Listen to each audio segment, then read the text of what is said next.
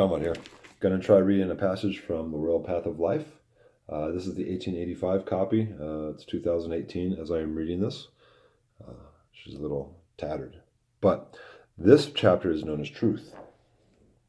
I'm going to try to read it to you guys just so we have it. And in the future, I actually think I would like to read it and videotape it and maybe make a little series of this whole book so that everybody can share it. Although you won't have an awesome copy like mine, I think you can still get it at Amazon or you can order it online. It's called The Royal Path of Life. But this is Truth. I'm going to give it a shot. I haven't even read the whole thing. And there is a definite reduction in language since this has been written. Yeah. So some of these words throw out there. So if I have to reread it or run over it twice, bear with me. But here it goes. Truth. God is the author of truth, the devil the father of lies. If the telling of a truth shall endanger thy life, the author of truth will protect thee from the danger, or reward thee for thy damage. If the telling of a lie may secure thy life, the father of lies will beguile thee for thy gains, or traduce the security. Better by losing of a life to save it than by saving of a life to lose it. However, better thou perish than the truth. Herodotus tells us in the first book of his history that from the age of 5 years to that of 20, the ancient Persians instructed their children only in 3 things, viz., to manage a horse, to shoot dexterously with a bow, and to speak the truth, which shows of how much importance they thought it to fix this virtuous habit in the minds of youth betimes, not even bedtimes. That almost threw me out there. The smallest dewdrop on the meadow at night has the star sleeping in its bosom, and the most insignificant passage of Scripture has in it the shining truth. Truth bears the impress of her own divinity, and though reason may not be able to take cognizance of the fact, she may be filling the chambers of the soul with a light and glory that is not born of earth. The study of truth is perpetually joined with a love of virtue, for there is no virtue which derives not its original from truth. On the contrary, there is no vice which has not its beginning from a lie. Truth is the foundation of all knowledge and the cement of all society. The adorer of truth is above all present things, firm in the midst of temptation, and frank in the midst of treachery. He will be attacked by those who have prejudices, simply because he is without them, decreed as a bad bargain by all who want to purchase, because he alone is not to be bought, and abused by all parties, because he is the advocate of none, like the dolphin, which is always painted more crooked than a man's horn, although every naturalist knows that he is the straightest fish that swims. Truth is a standard according to which all things are to be judged. When we appeal to it, should be with it sincerely, of purpose and honesty of feeling, divesting ourselves of all partially passion, paradox, and prejudice, of every kind of sophistry, subterfuge, chicanery, concealment, and disguise, and laying the soul open to what is honest, right, and true. Our only desire should be to judge of things as they really are, and candidly and truly to acknowledge and receive them as such. For this is truth, the perception and representation of all things as they are. For this is truth, the perception and representation of things as they are.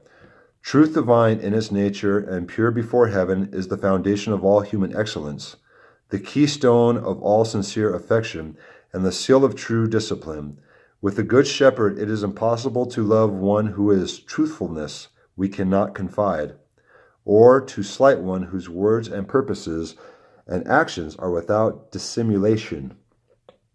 Truth or silence should be our alternative, and we should not disturb the soul's sweet complacency by adding ourselves to the too frequent deception of good breeding and the necessary subterfuges of society.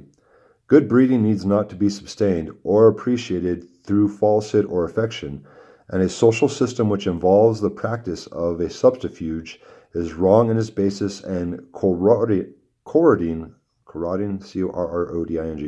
in its tendency into God's holy place. Our hope for the future home and after, the ineffable beauty of which every earthly household and circle and human heart should be modeled, nothing can enter which loveth or maketh a lie. No bad man ever wishes that his breast was made of glass, or that others could read his thoughts.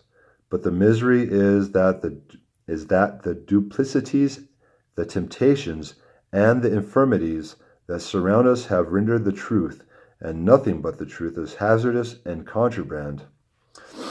A commodity as a man can possibly deal in. Woe to falsehood! It affords no relief to the breast like truth. It gives us no comfort, pains him who forgets it, and like an arrow directed by God, flies back and wounds the archer. If a man be sincerely wedded to truth, he must make up his mind to find her and a portionless virgin. If a man be sincerely wedded to truth, he must make up his mind to find her a portionless virgin, and he must take her for herself alone. The contract, too, must be to love, cherish, and to obey her, not only until death, but beyond it. For this is a union that must survive not only death, but time. The conqueror of death. But beyond it, for this is a union that must survive not only death, but time, the conqueror of death. There is nothing which all mankind venerate and admire so much as simple truth, exempt from artifice, duplicity, and design. It exhibits at once a strength of character and integrity of purpose in which all are willing to confide. Painters and sculptors have given us many ideal representations of moral and intellectual qualities and conceptions, and have presented us with tangible forms of beauty and grace, heroism and courage, and many others. But without one of them will or can give us a correct and faithful delineation and embodiment of truth, that we may place it upon our altars and in our halls, in public and in private places, that it may be honored and worshipped in every home and in every heart. We see it as an instant and immense importance of acquiring and including habits of the strictest truth. Whatever so essentially tends to the concord and felicity of society, it must be of momentous consequence to cherish and promulgate. Promulgate. I'm sorry, I don't know the word. No idea can be formed of the importance effects of such habits would produce. No idea can be formed of the important effects such habits would produce. The most perfect confidence would not be the least of its benefits, and the most perfect inward tranquility. For no species of deception can be practiced without the causing vexation and trouble to the practicer. For many a cheek has blushed, and many a heart palpitated at the apprehended or realized detection of mistakes and exaggerations in common conversation. Exaggeration is but another name for falsehood. To exaggerate, to pass the bounds of truth, and how can those bounds be passed without entering upon the pretenses of falsehood? There can be but a true or false representation. There can be no medium. That is not true, must be false. Yeah, that's what Yoda said, kind of. There is no try. There is do or do not. There is no... Anyway. Of the public estimation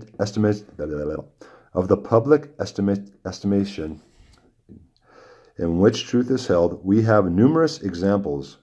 Everyone can enter into the animating, the delightful emotion with which Petrarch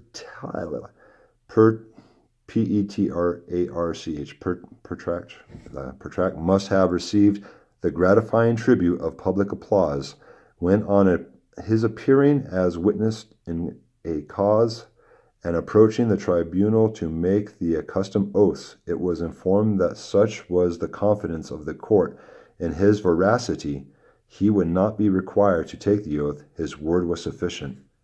Was not the praise bestowed on Pertrarch? I know who that is. Pertrarch. Why can't I think?